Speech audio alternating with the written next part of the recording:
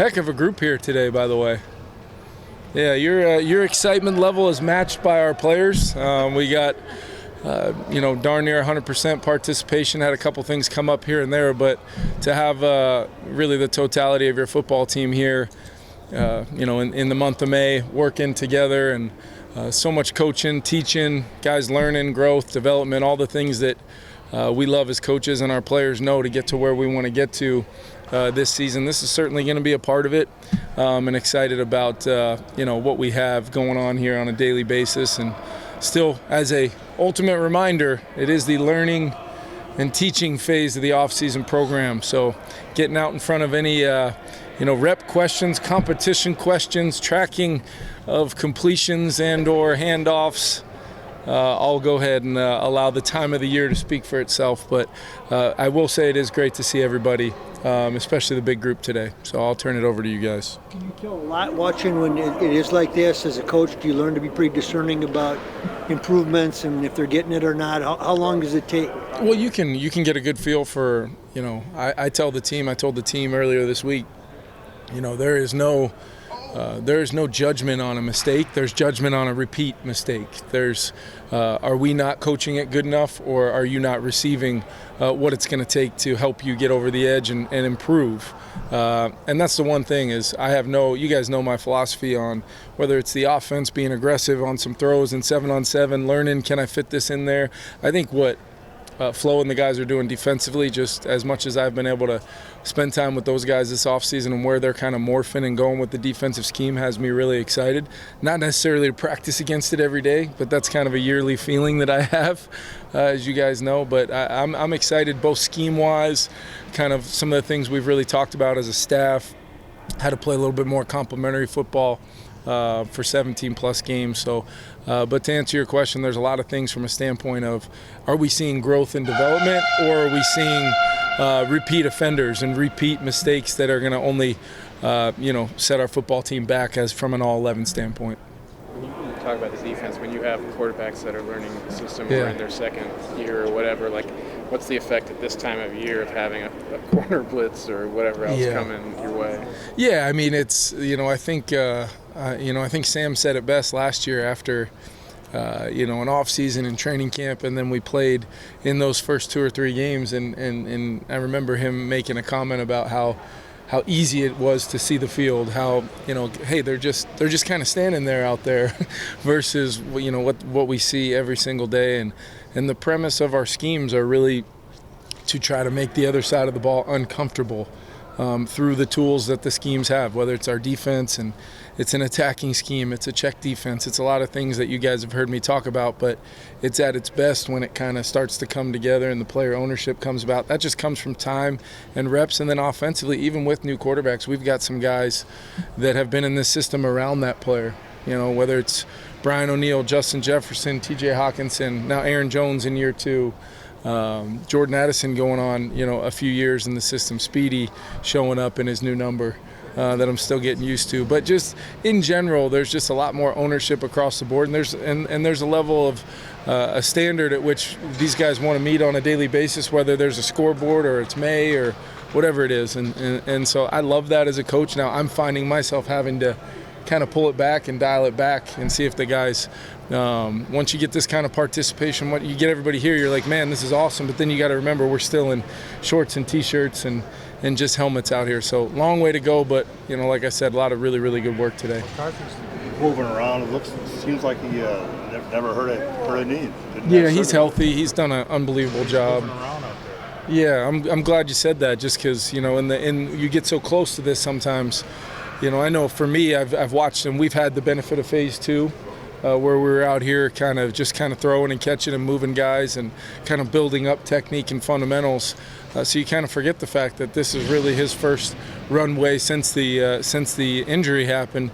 And I think it's just a credit to the work he put in. And you guys have heard me say it throughout the offseason, but there's been a lot of lonely hours where it's him and the training staff and the strength staff, and just the work he's put in to get his body where he's at, his arm feeling the way it is, and then of course, coming off the injury, his lower body feeling as good as it does to move the way he's doing. But he looks great. He's feeling really good, and now we just got to stack a lot of really good days this spring together.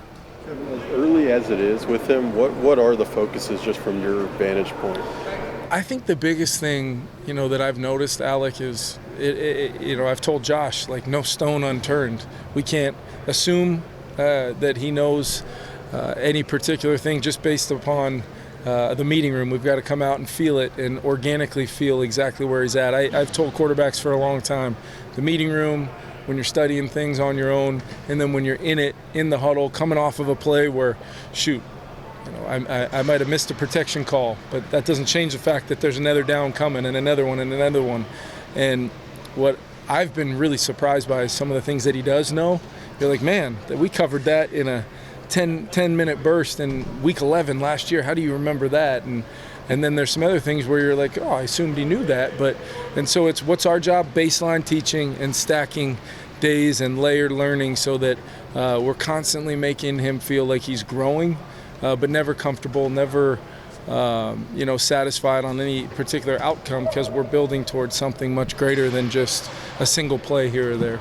The progression of speed too, because it's clear here that he's processing things and you want him to see things. Yeah. So what's the progression of when, not full speed, but how do you slowly but surely try to ramp it up so he's seeing things a little bit quicker and you get to see that decision making? Yeah, so the 7-on-7 periods, because it's, in a lot of ways with the way the rules are now, it's a passing camp. That's we're not really going to find out how well we're going to run the ball or stop the run in this setting just because of the tempo of the team drills that we do, split fields, all that stuff. But in the 7-on-7 space, I think you can really get a feel for, is a guy reading with his feet? Is he taking the right drop? Is his base and body and balance position to the throws and sequence of the drop in the proper place? And did he make the throw? And then was it accurate? And then you can kind of coach backwards from the ending of the play. And then there's a lot of things of, did the other guys do their jobs? And that's why it's so great to have the participation of Justin and Jordan and TJ. And we've got our group out there and guys that know what they're doing, so they can give him some real-time feedback as well of, hey, I know you got off me right there, but hey, I'm going to win at the top of this route regardless of the leverage. That's something he's going to get used to hearing from number 18 early and often. But little things like that, it's just, you can't measure the importance of those things.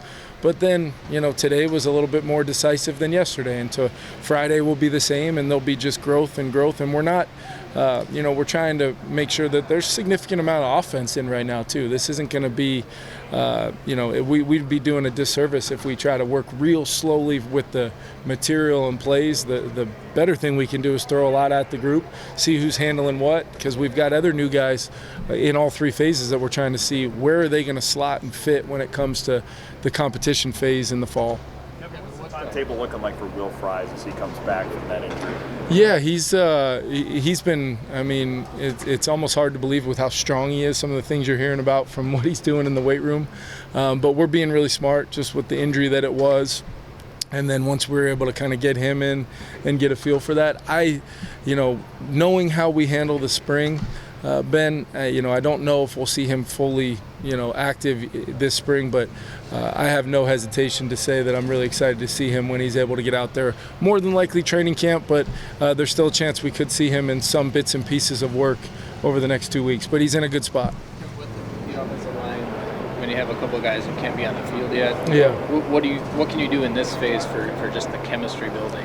Yeah, the good thing is, having Ryan Kelly's huge, because, he's getting to know not only the quarterback, but he's getting to know the rest of the calls, the feel, the timing of when he's got to be responsible for some information, the dialogue between Brian O'Neill, who's seen just about everything at that right tackle spot, and then the ability to communicate inside out in the huddle. Maybe it's post-play. Maybe it's, hey, did you see that as rotation of that safety, or were you looking at that like that was split safety? It's the little things that, we can talk about and say we've got veteran players that will be totally on top of things when it becomes real football, but it's even better when you can have it actually happen. I'd love to have all 5 of those guys out there, but Donovan got some great work in there today next to Ryan Kelly. Blake was moving left and right today, so it does give you some real beneficial options to see guys progress through the learning phase, and all of a sudden you've got 3 or 4 guys that maybe they're a little more versatile than we thought based upon how they handled this phase. I know the schedule has been in previous years. Yeah. I've always been here. How important is it that he's here with JJ I think it's been huge, you know, and not only just for JJ, but just you guys know this. He's an energy igniter of the whole building, and I think he's come back with a purpose and a mindset. I know this is kind of your guys' first time seeing him, but he's been here and spent some time here during the phase 2 phase, just when we're pitching and catching, and you hear his voice, you hear his you know, his interactions with teammates, and they just carry such a long way. And I think him being here, and him and I have had a lot of conversations about just his role. He's not only a captain, but he means so much to this organization and the guys in that locker room that know if this guy, being one of the best in the world at what he does, is pushing himself in May and June, I sure as heck better be doing the same thing. Thanks, everyone. Cool, guys. Thank you.